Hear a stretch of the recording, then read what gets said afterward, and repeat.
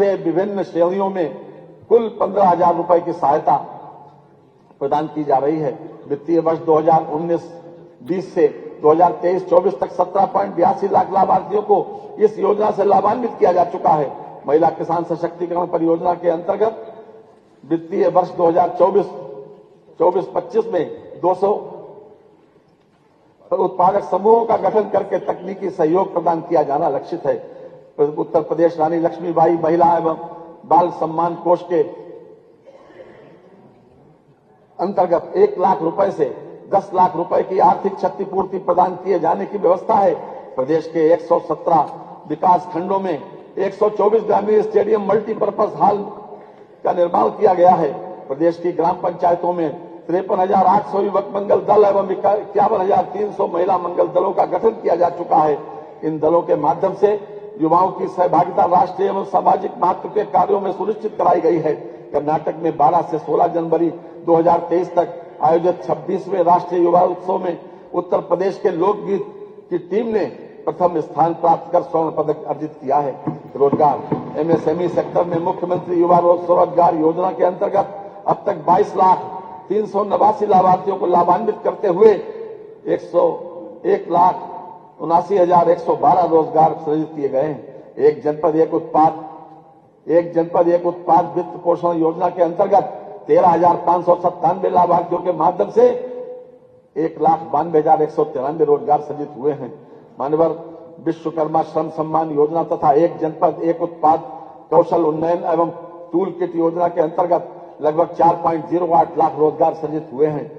AKTU से संबद्ध लगभग 700 से अधिक संस्थानों के छात्रों के लिए लगभग 25,000 रोजगार के अवसर पिछले शैक्षिक सत्र में उपलब्ध कराए गए हैं। उत्तर प्रदेश कौशल विकास मिशन के अंतर्गत 12.15 लाख युवाओं को प्रशिक्षित किया गया, जिनमें से 4.13 लाख युवाओं को विभिन्न प्रतिष्ठित कंपनियों से सेवा आयोजित कराया गया है। महात्मा गांधी नरेगा योजना अंतर्गत वित्तीय वर्ष 2023-24 में 28 करोड़ 68 लाख मानव दिवस सृजित कराते हुए 75,24,000 श्रमिकों को रोजगार प्रदान किया गया तथा वित्तीय वर्ष 24-25 में 33 करोड़ मानव दिवस का सृजन किए जाने का लक्ष्य है। मुख्यमंत्री ग्रामोद्योग रोजगार योजना के अंतर्गत वर्ष 2023-24 में माह अक्टूबर 2023 तक 408 लाभार्थियों को 1854.88 लाख पूंजीगत निवेश ऋण के साथ 7418 लोगों को रोजगार उपलब्ध कराया गया। सामाजिक सुरक्षा प्रदेश के लगभग 55 लाख वरिष्ठ नागरिकों को वृद्धावस्था पेंशन 1,000 रुपए प्रतिमाह की दर से प्रदान की जा रही है। सभी वर्गों की पुत्रियों की शादी हेतु मुख्यमंत्री सामूहिक विवाह योजना के अंतर्गत एक जोड़े को विवाह पर 51,000 रुपए अनुदान की व्यवस्था है। वित्तीय वर्ष 2022-23 में 1,08,74 जोड़ों का विवाह संपन्न कराते हुए 510 करोड़ रुपए का व्यय किया गया है। श्रमिक कल्याण भारत सरकार द्वारा निर्मित ई श्रम पोर्टल पर उत्तर प्रदेश के लगभग 8.32 करोड़ कामगारों का पंजीकरण हुआ है, जो देश में सर्वाधिक है।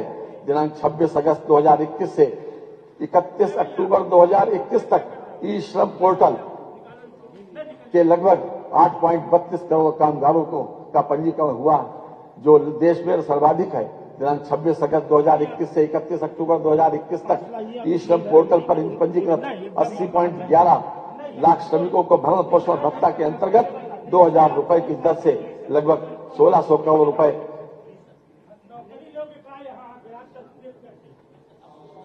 1,600 करोड़ रुपए का भुगतान किया गया है।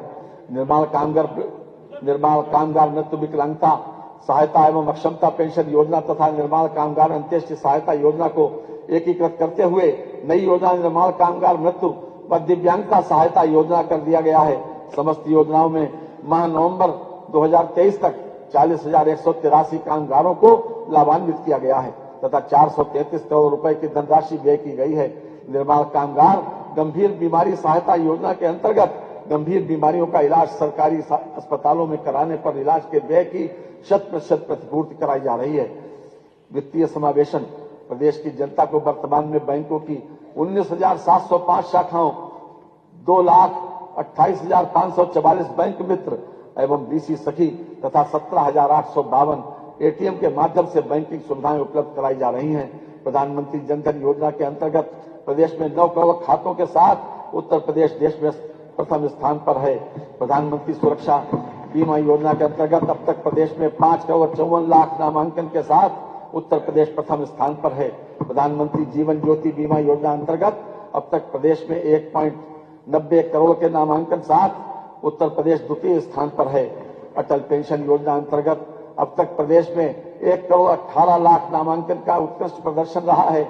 औद्योगिक विकास, विश्व स्तरीय इंफ्रास्ट्रक्चर विकसित करने में उत्तर प्रदेश ने उल्लेखनीय प्रगति की है। राज्य में विकसित हो रही वायु, जल, सड़क एवं रेल नेटवर्क की कनेक्टिविटी से राज्य के उद्योगों में मैन्युफैक्चरिंग इकाइयों को अपने माल के परिवहन में सुविधा उपलब्ध होगी, जिससे प्रदेश में निर्यात बढ़ेगा।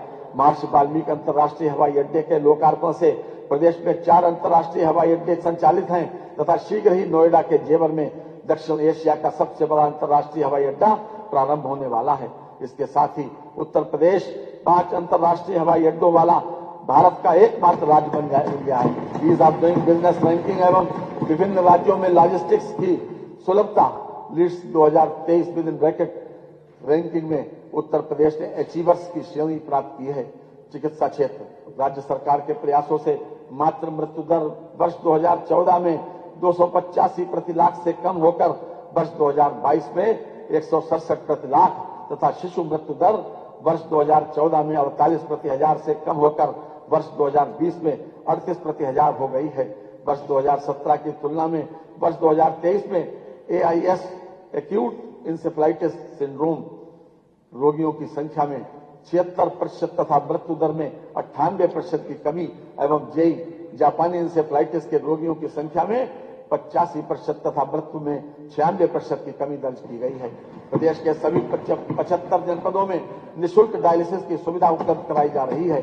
सरकारी क्षेत्र के चिकित्सा संस्थानों में MBBS की सीटों की संख्या 1840 से बढ़कर 3828 हो गई है तथा निजी क्षेत्र के संस्थानों में सीटों की संख्या 2550 से बढ़कर 5250 हो गई है। इस प्रकार कुल 9078 सीटें उपलब्ध हो गई हैं। सरकारी क्षेत्र के चिकित्सा संस्थानों में PG सीटों की संख्या 741 से बढ़कर 1543 तथा निजी क्षेत्र के संस्थानों में सीटों की संख्या 480 से बढ़कर 1775 हो गई है। इस प्रकार PG की कुल 3318 सीटें उपलब्ध हो गई हैं। आयुष्मान भारत प्रधानमंत्री जन आरोग्य योजना के अंतर्गत 4,86,00,000 से अधिक आयुष्मान कार्ड वितरित किए गए हैं। लाभार्थी परिवारों को प्रतिवर्ष 5 लाख रुपए तक की निःशुल्क चिकित्सा सुविधा सूचीबद्ध कर राजकीय एवं निजी चिकित्सालयों में माध्यम से प्रदान की जा रही है। मानवर वर्ष 2007 से 2017 तक की 10 वर्ष की अवधि में मुख्यमंत्री विवेकाधीन कोष से 60,970 व्यक्तियों को चिकित्सा सहायता के रूप में 638 करोड़ 26 लाख की धनराशि स्वीकृत की गई। माननीय मुख्यमंत्री जी श्री योगी आदित्यनाथ जी के अब तक के कार्यकाल में 2017 से अद्यावधिक अर्थात 7 वर्ष से भी कम अवधि में 1,61,962 व्यक्तियों को चिकित्सा सहायता हेतु 2765 करोड़ रुपए स्वीकृत किए जा चुके हैं, जो अपने आप में एक कीर्तिमान है। माननीय मुख्यमंत्री श्री योगी आदित्यनाथ जी के नेतृत्व में जिस प्रकार प्रदेश में चिकित्सा सुविधाओं का विस्तार हुआ है और बड़ी संख्या में आयुष्मान कार्डों का वितरण किया गया है, वह अन्य राज्यों के लिए अनुकरणीय मिसाल है।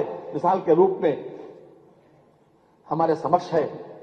खास तौर से आम आदमी क्या सोचता है मान्यवर, इसको 4 लाइनों में व्यक्त किया गया है। जो आम आदमी की बात है, मुक्त हूं कर्तव्य की चिंताओं से, दर्द से दुख से मुझे आराम है, और हर किसी के वास्ते हर वस्तु है, ये हमारे ऐश्वर्य का पैगाम है।